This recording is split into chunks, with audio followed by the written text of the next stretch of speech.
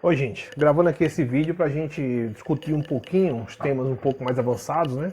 Bem, esse vídeo ele tem dois focos, né? Ele vai atender demandas de estudantes meus da pós-graduação e também vai ser uma parte final do curso de tópicos de física computacional da parte da pós-graduação, tá bom? Então, qual é a ideia? A ideia desse problema é você pegar uma cadeia, um fio, né, vamos dizer assim, né? Certo? Tem N átomos, tá? Que se acoplam aí numa estrutura linear, certo? E aí esses átomos, eles participam, né? Eles estão organizados em uma cadeia que tem um potencial tipo Morse. Certo? Então a cadeia, ela tem acoplamentos, né, espaciais do tipo seguindo o padrão do Morse toda, né? Então você vai ter vibrações na rede e vai ter a dinâmica quântica, né? Então são dois tipos de dinâmica.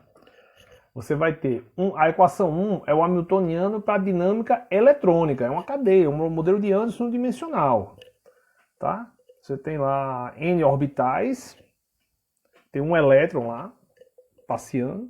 Você tem o primeiro termo, é um termo aqui que tem basicamente energia diagonal, que seria, digamos, a desordem.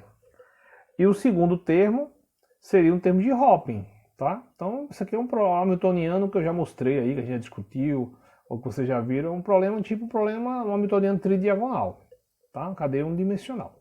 Aqui você tem um hamiltoniano da rede, a rede, a topologia lá da rede, ela tem esse potencial de interação com essa exponencial aqui, que é a rede de Toda, né? De Morse, né? Morse Toda. Beleza. Aí, como é que eu acoplo a equação 1 com a equação 2? Eu escolho que esse termo de Hopper aqui tem esse padrão aqui, ó. Ele depende da distância entre os átomos. Então ele tem aqui um coeficiente na frente, que é um negócio aleatório, e tem um termo exponencial da distância, onde esse alfa aqui é o acoplamento elétron-rede. Quando eu boto alfa zero, esse exponencial vai-se embora. Fica só lá uma desordemzinha no Hopper. Quando eu coloco o alfa diferente de zero, maior que zero, você tem aqui uma dependência com a vibração. Então o termo de Hopper fica dependendo da vibração, tá bom? Então vamos lá. Quais são as equações de movimento? A equação de Schrödinger para o hamiltoniano 1 e a equação de Newton ou de Hamilton para o hamiltoniano 2. Aplicando aqui a equação de Schrödinger no hamiltoniano do elétron, que é a equação 1, você chega nessa equação aqui, a equação 3. Essa passagem de 1 para 3 tem umas continhas.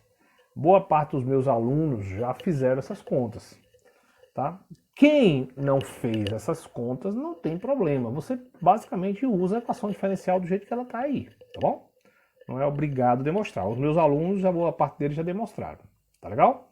Mesma coisa, aplicar a equação de Hamilton aqui nesse hamiltoniano 2 aqui. Então quando eu faço isso, eu chego nesse mundaréu de equações aqui. São duas equações, uma para a velocidade de cada átomo e outra para a posição de cada átomo, tá bom? Mesma coisa, a passagem do hamiltoniano 2 para a equação, o conjunto de equações 4, ela tem uns passozinhos. Novamente, meus alunos, boa parte deles já fizeram ou vão fazer. Os demais, você não precisa deduzir essa equação para poder seguir um aprendizado dessa técnica aqui, tá bom? Então, qual é a ideia? Resolver a equação 3 e resolver a equação 4, tá? Então, são duas equações. Uma equação diferencial para o elétron, duas equações diferenciais para as vibrações da rede, tá bom? Beleza, então vamos lá. Solução numérica da equação 3. É uma maneirazinha que eu resolvo há alguns anos, que é usando o operador da evolução temporal. Que basicamente eu expando ele dessa forma, com a série de Taylor. E aí eu faço o seguinte truque.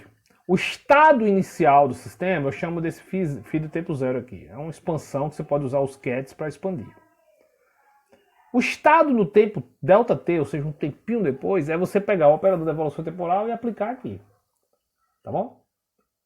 E, obviamente, vai ser um estado vetorial que você pode também expandir na base de cat e dar isso aqui. Quando você vai aplicar esse cara num dado estado, observe que tem aqui dentro potências do H. O H é o hamiltoniano lá do elétron. Então você precisa calcular essas potências. Então como calcular essas potências? Então vamos lá. Vamos calcular a primeira, H1 aplicado no estado. Então eu digo que esse cara aqui é esse resultado aqui. Quando eu aplico H no estado, o H basicamente é esse hamiltoniano aqui.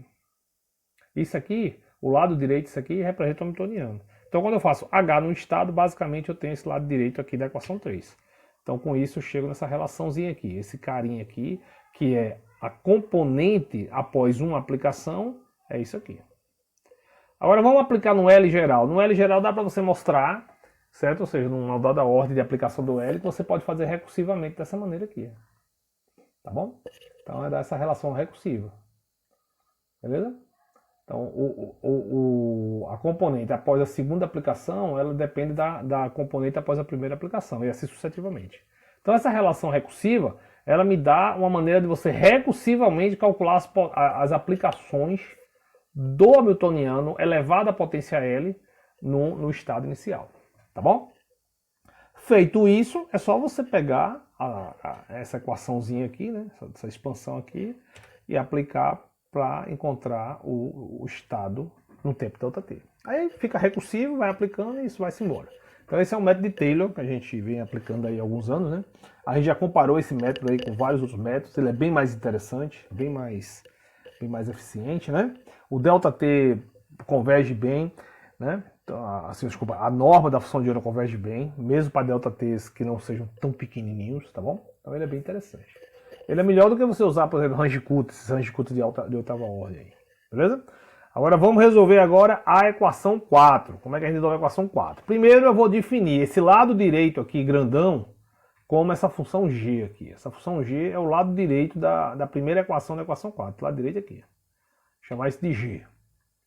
Chamando isso de g, eu vou aplicar um método de Euler de primeira ordem ali, que é basicamente isso aqui. Eu calculo uma primeira estimativa da velocidade e uma primeira estimativa da posição, usando o método de Euler diretamente nessas equações aqui. Lembrando que esse catatal aqui na frente, daqui, daqui, onde está o mouse, até aqui eu chamei de g, tá bom? Então vai ficar g sobre m, né? Tá aqui, ó. G sobre m. Então isso daqui é uma solução para o Euler da primeira equação. E essa daqui é uma solução para o Euler da segunda equação. O que é que eu faço agora? Né? E aí aqui eu abreviei. Esse g do índice zero é você pegar a função g e aplicar ela, onde você vai botar aqui os Qs e as funções de onda no tempo zero, certo? Aí eu vou agora fazer um Euler modificado, eu vou calcular um novo lado direito, uma nova quantidade que eu vou chamar de G1. Então o G1 é aquela mesma função g, sendo que eu vou trocar os Qs pelaquela primeira estimativa que eu fiz. Aí eu calculo e aí faço a média para calcular a derivada média aqui e aí acho uma segunda estimativa. Então isso aqui faz a mesma coisa para Q, né? Então isso daqui é uma segunda estimativa de velocidade e posição, né? Então isso é um Euler modificado, beleza? Então é isso. Então eu resolvo pelo método de Taylor a equação de Schrödinger e pelo método de Euler de segunda ordem, o Euler modificado, a equação clássica, beleza? Em geral eu uso esse aqui, ó, o ΔT gira na casa de 0.002 até 0.004 e essa precisão fica aí beirando 10, 12 mais ou menos, entendeu? A gente, agora obviamente antes de eu pegar isso e botar na praça, né, começar a produzir artigos com esse tipo de técnica, obviamente eu comparei, né? Eu peguei essas equações aqui, a equação 3 e a equação 4, e resolvi pelos métodos tradicionais, Range-Kut de quarta ordem, Range-Kut de oitava ordem, método de Adams, não sei o que, entendeu? E resolveu, obviamente, com boa precisão. Qual é a questão? A questão é que ele fica muito lento. Então se você for resolver essas equações aí tudinhas, equações usando métodos tradicionais, Range-Kut de quarta ordem, não sei o que, você acaba resolvendo. Agora, além de ser trabalhosíssimo, demora muito mais, é bem mais pesado, entendeu? E a precisão numérica é boa se você discretizar muito, né? E essa técnica aí, ela consegue manter bem a precisão numérica e, vamos dizer assim, num tempo da ordem da metade do Range-Kut, por exemplo, entendeu? Então é isso. Então essa é uma atividadezinha já mais avançada, né? Você tem aí um conjunto de equações diferenciais meio sofisticadozinho, um pouquinho mais sofisticado, e a gente tem que resolver usando essas técnicas aí, tá bom?